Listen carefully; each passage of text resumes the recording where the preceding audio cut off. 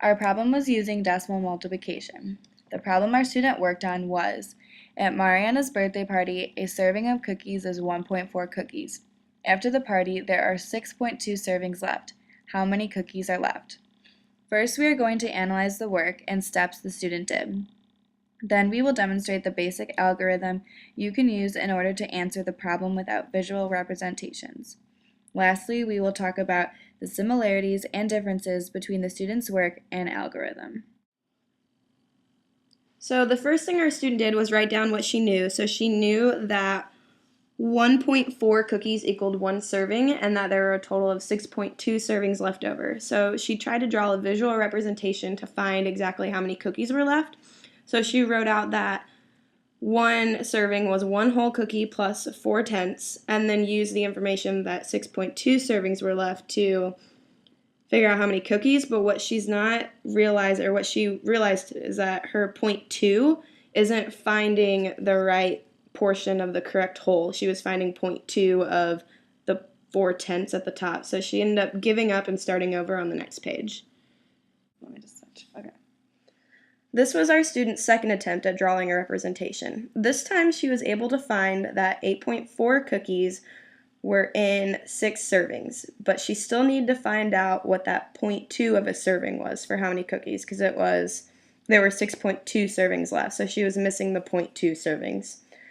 So she realized that she was missing that and wanted to figure out how to find out what 0.2 servings of a cookie was, in order to add that back to the 8.4 cookies that she already knew was in 6 servings. So the next couple pages is our student describing what she did to find out how many tenths are in 4/10 of a cookie. Okay, so this is our student's next page of work, where she went ahead and wrote out exactly what she needed to find. So she knew she needed to find 2/10 of 1.4 cookies, and she decided that she was going to use a fraction strip to show this. So this circled part right here is her work that she did in order to find what 2/10 of 1.4 cookies was, but she realized that she was having difficulty using the picture to show this. So she gets the bright idea to split 1.4 cookies into 1 cookie and 0.4 of a cookie, and she shows a visual representation for that work on the next couple pages.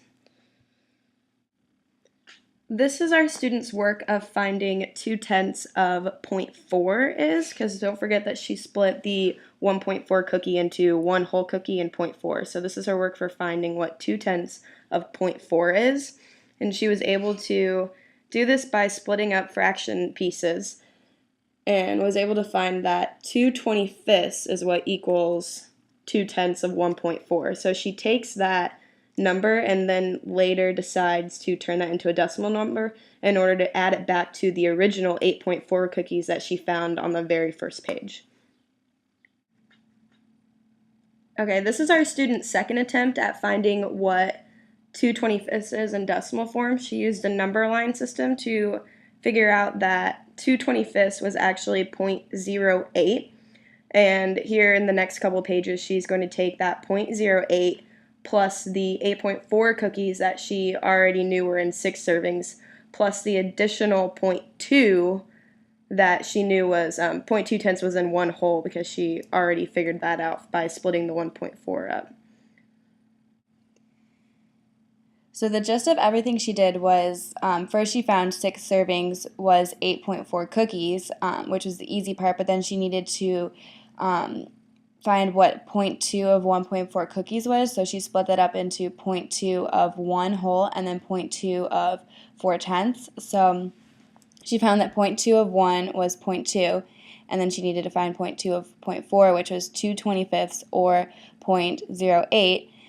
And then she added all 3 of her steps up to get the 8.4 cookies plus 0.2 cookies plus 0.08 cookies to get the final answer of 8.68 cookies that are in 6.2 servings. So we drew out ourselves our own visual because we thought it better represented what our student did. So first we did what the one serving was, which is 1.4 cookies. So we had 1 cookie and then 4/10 of a cookie. So this shows like the one serving. And then we said that there's 6.2 servings left after the party. So we drew out the 1, 2, 3, 4, 5, 6, and then the 0.2 over here. So what we did was we counted up so we could figure out how many cookies. So first we just counted the whole cookies. So 1, 2, 3, 4, 5, 6. And then, so we first knew that there was 6 cookies. And then we looked at all of these 4/10ths in the second part of the serving. And so we got 4/10ths, 4/10ths, and then 2, which is 10 over 10. So that's another cookie, so 7 cookies. And then 4, 4, and 2/10ths, which is 10/10ths, which is another cookie, which is 8.